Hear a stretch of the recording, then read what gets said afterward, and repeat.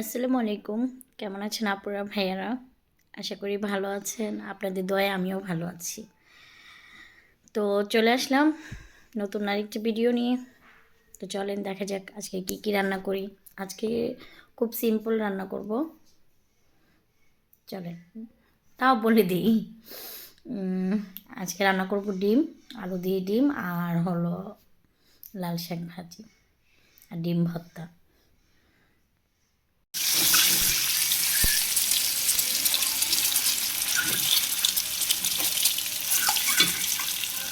ডিম বসিয়ে দিলাম। ডিমটা লাল লাল করে ভেজে নেব, তারপরে আলুগুলো দিয়ে দিব।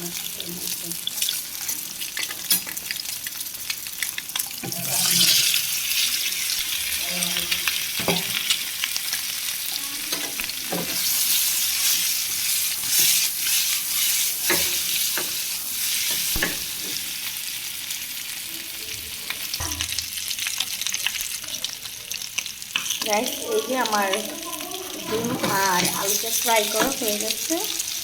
আমি এখন এটা নামিয়ে ফেলছি। নামিয়ে ফেললাম।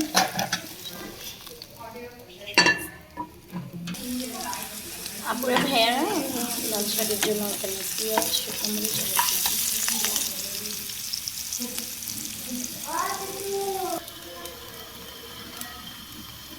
গাইস, আমার শাক ভাজিটা বসিয়ে দিয়েছি। লাল শাক ভাজি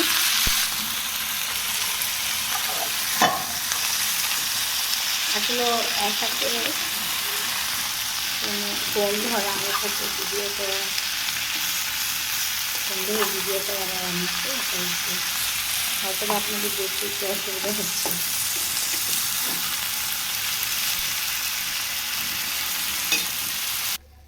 আপুরা ভাইয়েরা, শাক ভাজিটা হয়ে গেছে। এখন এটা বাটির মধ্যে রেখে দেব। তো আপুরা ভাইয়ারা, আমি ডিম রান্না করার জন্য কড়াইটা বসিয়ে দিলাম। কড়াইটা গরম হলে তেল দিয়ে দেবো। যেহেতু আমি আগে থেকে ডিম আর আলু ফ্রাই করে রেখেছি, তাই তেলের পরিমাণটা অল্প একটু দেবো আর কি, মানে যতটুকু না দিলে নয়।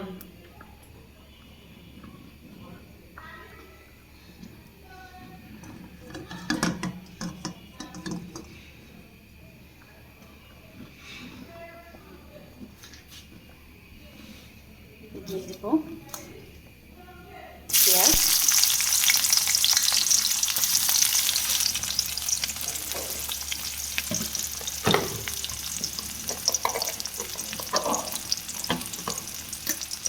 আপুরা ভাইয়ারা তেজপাতা দিয়ে দেবো।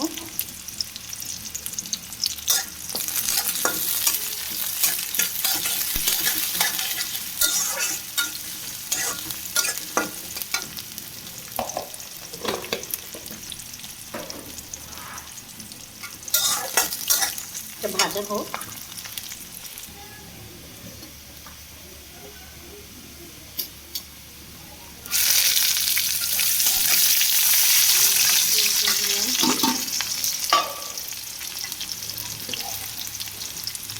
গরম মশলা বাটা,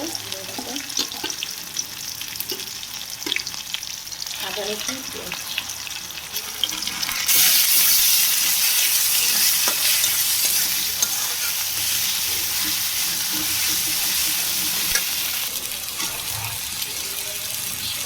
লবণ,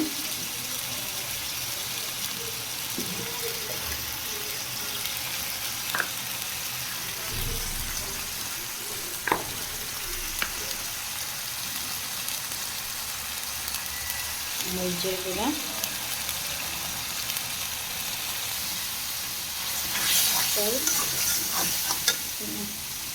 হলুদের গুঁড়ো দিলাম একটু,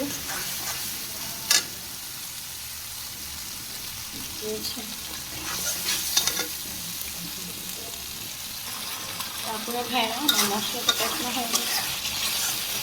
মশলাটা আমি এখন ফ্রাই করে রাখা আলু ডিমটা দিয়ে দিলাম। দেখেছেন তেল কম দেওয়া, তখন কারণটা কি হয়েছে দেখেন কি পরিমাণ তেল। এখন এটা আমি কষাবো।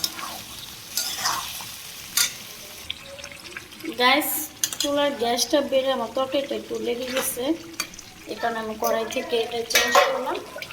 এখন আমি একটু ঝোল দিয়ে দিচ্ছি। কষানো শেষ।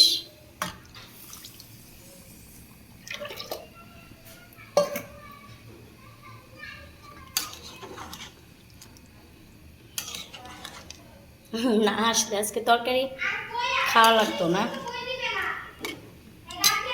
তো গাইস আমার ডিমের তরকারিটা হয়ে গেছে, এই যে ডিম, এই যে শাক, আমার রান্না কমপ্লিট। এখানে আছে ডিমের ভর্তা। তো আপুরে ভাইয়ারা দেখালাম তো আমি কি কি রান্না করলাম। তো আমার রান্নার রেসিপিটা যদি ভালো লাগে আপনাদের, তো আমার ওই চ্যানেলটা সাবস্ক্রাইব করবেন, লাইক কমেন্ট শেয়ার করে আমার পাশে থাকবেন। ভালো থাকবেন। আল্লাহ হাফিজ।